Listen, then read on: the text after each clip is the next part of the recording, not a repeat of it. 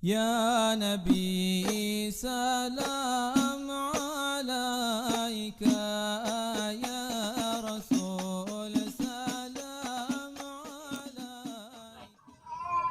Assalamualaikum warahmatullahi taala wabarakatuh. Waalaikumsalam warahmatullahi wabarakatuh. Dalam acara ini ingin menanyakan kepribadiannya Ustadz Anas dari Kalimantan Barat, Mempawah, Sungai Kunyit. Bagaimana keadaan Anda pengalaman Anda selama ada di Pondok Madura? Pertama kami mengucapkan salam dulu. Assalamualaikum warahmatullahi wabarakatuh. Alhamdulillahirabbil alamin wassalatu wassalamu ala sayyidina Muhammadin wa ala alihi washabihi ajmain. Amma ba'd. Kalau menanyakan pribadian saya berada di pondok pesantren Darut Tauhid Injilan. Pertama dulu kami mondoknya itu pada tahun 2013. Setelah itu kami sampai ke pondok pesantren, masuk di kelas 5 Ibtidaiyah. Sekitar tahun 2013 seperti itu.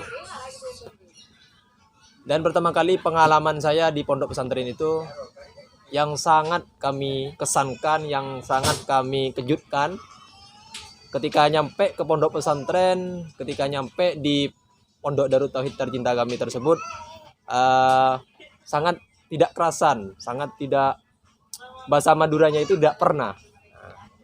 Sehingga kami itu menangis selama 1 bulan. Selama 1 bulan teringat kepada orang tua. Setelah itu kami mempunyai inisiatif, mempunyai pemikiran bagaimana di pondok pesantren itu kami berkembang, menyemangatkan, mensukseskan kepada orang tua, bagaimana orang tua itu bangga. Makanya setelah kami tidak kerasan selama 3 bulan, kami punya inisiatif untuk menyemangatkan diri untuk bermutola'ah, belajar kitab, baik itu ilmu nahwu, ilmu shorrof, ilmu fikih, balaghah, tafsir, dan semuanya pelajaran-pelajaran yang ada di pondok pesantren Darut Tauhid Injilan itu. Dan setelah itu kami masuk di kelas 5 Ibtidaiyah. Terus hari demi hari, menit demi menit, jam demi jam, detik demi detik kami mengkaji ilmu nahwu, ilmu shorrof, ilmu fikih, dan ilmu semuanya, termasuk balaghah, tafsir, semuanya yang kami kaji, sehingga kami tersebut ada sedikit demi sedikit ada yang mengerti. Terus tahun ke tahun saya belajar kelas 6 Ibtidaiyah, kelas 1 Senawiyah, kelas 2 Senawiyah, dan kelas 3 Senawiyah itu. Sebelum kami meneruskan, kami berada di pondok pesantren itu 2 tahun 1 kali pulang ke Pontianak. Berarti 2 tahun 1 kali kami pulang ke Pontianak. Kalau gini, kalau belajar ingin paham kitab, bagaimana caranya biar cepat paham dan nangkap itu dalam metode pelajaran gitu? Kalau masalah belajar kitab ingin melekat, itu biasanya perkataan guru itu atau perkataan dia itu biasanya setiap malamnya harus mutola'ah, istiqomah. Yang penting istiqomah. Biarpun nggak ngerti, biarpun nggak paham, yang penting istiqomah. Kenapa? Karena ada kaidah yang mengatakan al istiqomah tu ainul karomah. Seperti itu. Kan biasanya orang belajar mutola'ah itu kan harus ada tawassulnya gitu. Harus diwajibkan, disunahkan gitu? Kalau menurut saya wajib. Karena kenapa? Karena pengarang kitab itu butuh ada wasilah, ada tawassul kepada pengarang kitab. Contoh dulu kepada Rasulullah dulu dan keluarganya dan sahabatnya Rasulullah. Kemudian kepada para guru, kemudian kepada wali-wali Allah. Baru kepada musannifnya. Contoh, khususun ila kepada musanniful hadal kitab fulan gitu. Makanya kalau tawassul itu biasanya lebih mudah untuk memahami kitab, lebih mudah untuk paham kepada kitab. Makanya kalau di pondok pesantren itu diajarkan oleh ustadz, oleh masyayikh semuanya tuh semua berada, baik itu dalam segi wirid, segi ilmu dan semuanya. segi ilmu batin itu semuanya ada. Gini Ustadz, kalau kan harus diwajibkan. Kalau enggak ingin belajar kitab apa, kalau ketika kita lupa ingin tawasul itu apa ilmu itu masih melekat dalam otak gitu. Gini loh Pak. Kalau nggak pakai tawasul, belajar kitab itu tak pakai tawasul, memang paham, tapi nanti 2 hari 3 hari itu hilang. Nah, biasanya kalau pakai tawasul kepada musonib, kepada para guru, itu biasanya sampai kapanpun itu biasanya nggak hilang. Meskipun kita itu tak tengok kitab, nah biasanya itu ada di Tak pikiran nengok kita. itu bahasa dari mana itu? Bahasa Madura istilah juga. Oh, bahasa Madura ya? Iya, istilah tok tuh Pak. Ah. Ya, gini loh. Kalau kita belajar ke kitab-kitab yang besar itu seperti Majmu', itu Syarhul Muhadzab, yaitu yang 29 juz itu, jangan belajar kitab itu dulu. Belajar kita yang kecil-kecil dulu. Contoh Nahul Wadi', Imriti. Dan juga nanti ketika sudah paham di kajian Imriti itu ilmu nahwu, kita pindah ke Alfiyah. Nah, ketika sudah paham di Alfiyah itu 1000 bait, kita pindah ke Balaghah, Jahuril Maknun. Itu saya itu. Ya nama kamu itu. Oh iya ya. Lah ketika sudah memahami semua kajian-kajian ilmu alat untuk mengetahui bagaimana caranya belajar kitab, kita praktekkan ke ilmu fikih. Bagaimana ilmu fikih ini? Nah, sebelum kita belajar ilmu fikih, kita belajar ilmu usul fikih dulu. Karena fikih itu berasalnya dari ilmu usul fikih. Tunggu Ustaz, jangan jauh-jauh dulu. Iya, mau kemana? Mau jauh-jauh. Enggak, cukup di hati aja. Ingin tanya gini, Ya. metode belajar itu biar cepat paham apa Ustadz itu ketika di pondok apa didampingi apa metode sendiri gitu. Kalau selama saya mondok itu 9 tahun, yang saya terasakan, yang lebih paham kitab itu biasanya kami mutola'ahnya bersama para kakak-kakak kelas. Kenapa? Karena didampingi. Kalau mutola'ah sendiri itu palinglah 20%. 20% kalau mutola'ah sendiri. Kalau kita belum mutola'ah dengan kakak kelas itu para asatid itu minimal lah 70%. Kalau seperti itu. Dan ketika mutola'ah tersebut kalau kita tidak tahu, biasanya menanyakan kepada, oh gimana Kak caranya baca kitab ini? Kok seperti ini Kak? I'rabnya bagaimana? Ini wazannya ikut wazan apa dan ini seterusnya. Oh berarti Anda itu kalau di pondok itu nggak nakal lah, alim lah gitu. Ya kalau dikatakan alim sih ya enggak. Cuman saya itu mengikuti peraturan-peraturan saja. Sami'na wa ta'na kata Al-Qur'an itu. Sami'atan wa ta'atan. Oh, alhamdulillah gitu. Iya. Alhamdulillah.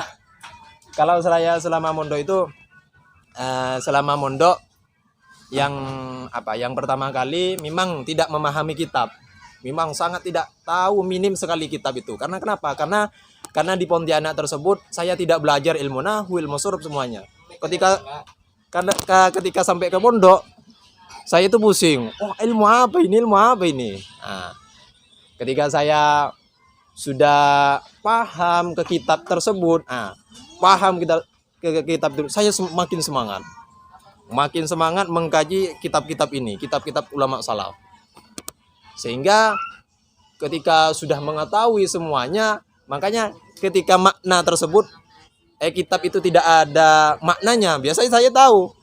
Oh, pemahamnya seperti ini. Jangankan tidak ada maknanya. Ada makna pun saya yang mengerti. Apalagi tidak ada maknanya. Ya kalau gitu enak ya. Kalau enak ada di pondok ya. Kerasan sekali kalau sekarang itu. Kalau menurut saya lebih baik tidak pulang daripada pulang ke Pontianak. Kenapa Anda pulang? Kenapa kok saya pulang sekarang? Karena disuruh oleh orang tua. Perintahnya orang tua itu harus diikuti. Lebih mulia perintah guru daripada daripada orang tua. Ya lebih mulia semuanya lah. Karena kan ini kan kalau di pondok kan sudah liburan. Makanya perintah orang tua itu selagi ada di liburan di pondok ya pulang saja. Orang tua kan kangen lah. Tujuannya dari kalau pulang ke Pontianak itu ingin menyiarkan agama Islam apa ingin main-main gitu? Kalau santri itu kan hasil belajar di pondok pesantren harus diterapkan. Nah, dalam apa? Dalam metode dakwahnya Rasulullah. Bagaimana Rasulullah dulu berdakwah? Kita ketika pulang dari pondok pesantren ke Pontianak, bagaimana kita ini umat di Pontianak tersebut bisa mengaji? Kita ajak. Mumpung di bulan puasa ini kita ajak kebaikan. Sholat tarawih, yang tidak puasa harus puasa. Maaf kalau saya nggak puasa. Maklum, musafir. Ya kalau musafir itu nggak apa-apa. Tapi yang lebih utama itu berpuasa. Sedangkan bahkan Imam Syafi'i itu mengatakan kalau seorang musafir, orang yang berperjalanan, tapi ada persyaratannya, perjalanan ini ada 2 marhalah. Kalau dari Pontianak ke Surabaya itu udah nyampe 2 marhalah. Imam Syafi'i itu mengatakan kalau orang yang berpergian atau orang yang berperjalanan itu bisa tidak berpuasa ketika ada illatnya, ketika dia tersebut tidak mampu. Kalau orang yang mampu tidak diperbolehkan. Sedangkan Imam Hanafi mengatakan secara mutlak harus tidak berpuasa. Nah, itu seperti itu. Kalau kayak saya ini gimana, Mas? Kalau kami sih, saya pandang kalau sampean itu saya pandang ya mesti sehat. Menurut saya yang lebih afdol, yang lebih utama itu harus berpuasa lah. Meninjau dari kekuatan. Karena di kitab Yanu Tolibin tersebut, di kitab Yanu Tolibin mengatakan orang tersebut yang berpuasa bukan secara fisik, bukan secara jismin, bukan secara bentuk, tapi secara penguatan. Maaf ya Ustadz, stop dulu. Balik ke depan tentang pondok gitu. Iya, terus gimana? Sehari-hari di pondok itu apa harus ngaji terus, belajar terus gitu? Kalau di pondok tersebut sehari semalam itu full kegiatan. Kami hitung dari Qiyamul Lail dulu. Waktu dari jam 3 malam itu harus bangun. Wajib bangun. Jam 3 malam, sholat tahajud, sholat witir, sholat hasbalah. Setelah itu sampai 3:30 wirid. Baca wirid sampai pembacaan sholatu wassalamu alaik. Baru. Setelah itu sholat berjemaah. Sholat berjamaah subuh. Setelah itu wiridul latif, wiridul hattos, itu yang dibaca sampai jam 5:30. Setelah jam 5:30 ngaji kitab sampai 6:30. Setelah itu 6:30 kita turun dari masjid, dari majlis atau dari tempat-tempat yang telah disediakan oleh pengurus. Makan plus mandi sampai 7:30. Setelah 7:30 kita masuk ke madrasah masing-masing, yang senawiyah, yang ibtida, yang aliyah semuanya. Setelah itu belajar aktif jam 8 belajar sampai itu jam 12. Jam 12 itu belajar umum. Yang SD, yang MTS, yang MKM. Kami hormati, seperti itu. Selamat siang. Setelah itu turun dari dari sekolah jam 1 kurang 15 menit kegiatannya. Jam 1 kurang 15 menit terus adzan. Selatan sholat berjemaah sampai jam 1:15 menit. Jam 1:15 menit. Setelah itu ngaji Al-Quran. Setelah ngaji Al-Quran kita istirahat.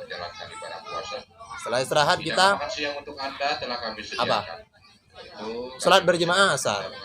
Setelah itu kita sholat berjemaah asar mutola'ah sampai jam 5. Sampai jam 5, 5:30 kita baca waqiah. Setelah baca waqiah, sholat maghrib. Setelah sholat maghrib kita ngaji Al-Quran. Setelah ngaji Al-Quran kita sholat berjamaah isya lagi. Setelah itu kita musyawarah jam 9. Setelah itu jam 11 kita tersebut yang mutola'ah, yang tidur. Tapi kalau saya setelah musyawarah tersebut jam 11 saya enggak tidur. Mutola'ah saya. Enggak merokok ya? Enggak, saya enggak merokok. Saya merokok ini mulai dari tugasan itu saya merokok. Kenapa?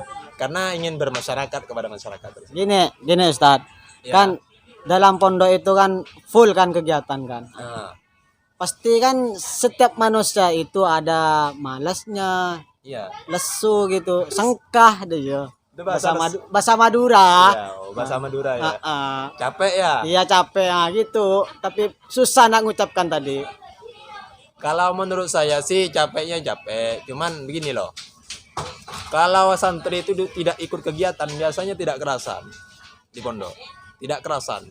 Kenapa? Karena diam di pondok, diam di kamar itu menjadi galau, sompak bahasa Maduranya itu. Sehingga menyebabkan tidak kerasan di pondok. Ya ikutlah demi hari insya Allah enggak. Kecuali nanti kita merasakan sakit gimana itu, sakit panas atau gimana, ada penyakit, baru kita tersebut tidak mengikuti kegiatan. Nah, gini Ustadz, Ya. apa ya? Kalau santri baru itu biar cepat kerasan itu bagaimana caranya gitu? Biar ada solusi nanti untuk pemirsa gitu biar diikuti Oh, iya, gitu. iya.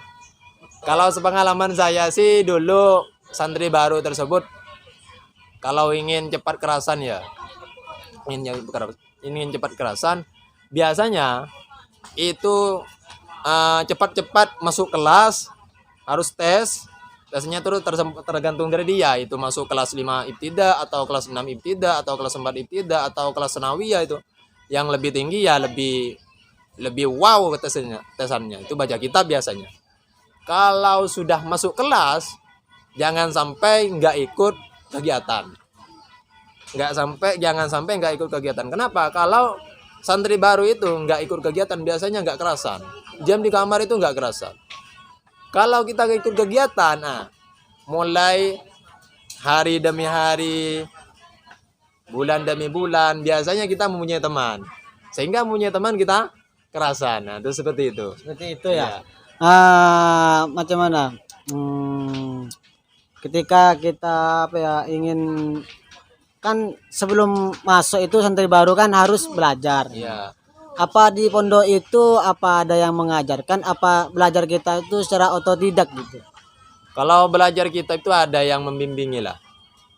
Seperti asatid dan kakak-kakak kelas sebelum masuk ke kelas ada yang membimbing. Ada khusus yang membimbing juga. Sehingga sebelum masuk kelas tersebut biasanya santri tersebut tahu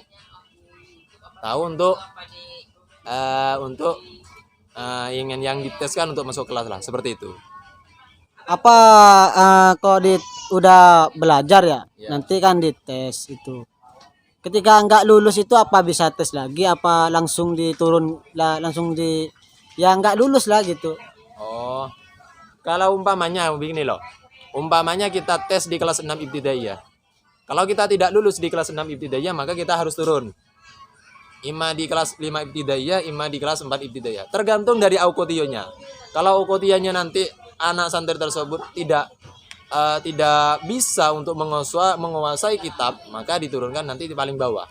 Contohnya, tidak mampu dalam aukotionya, tidak bisa menulis, tidak bisa baca Al-Quran, tidak bisa mana kitab. Itu biasanya ditaruh di kelas 3 ibtidaiyah.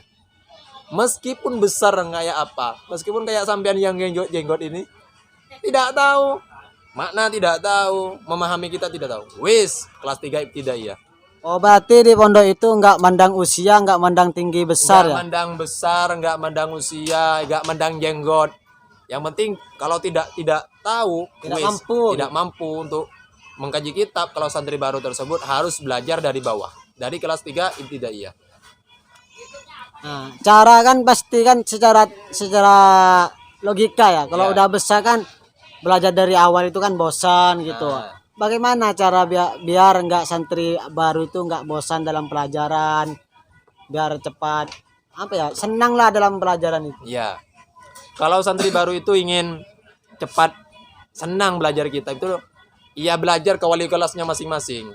Wali kelas itu diibaratkan orang tua. Bagaimana orang tua? Kalau orang tua itu kalau di rumah, bagaimana kita membimbing anak kepada orang tua? Kan gini Ustadz, kan santri baru itu kan nggak langsung kenal sama asatid gitu. Iya, kita dekati para asatid ustadz tersebut supaya kita lebih dekat daripada beliau.